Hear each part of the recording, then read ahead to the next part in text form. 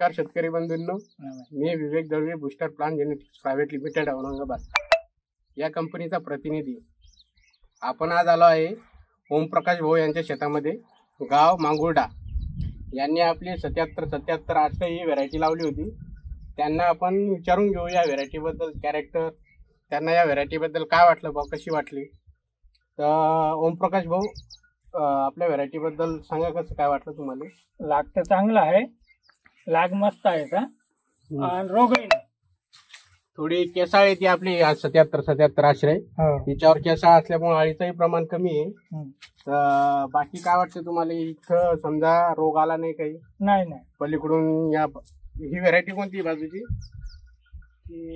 जी असेल समजा कंपनीची दुसऱ्या, तिच्यावर रोग आला, पूर्ण चारकोल रॉट पूर्ण पिवळा पडला, आणि हा आपला 77-77 आहे. तिच्यावर कसल्याही प्रकारचा रोग आला नाही. आणि केसाळा त्याच्यामुळं अळीचंही प्रमाण कमी राहते, लाखही भरपूर लागला. अळीचं काहीच नाही, अळी काहीच नाही.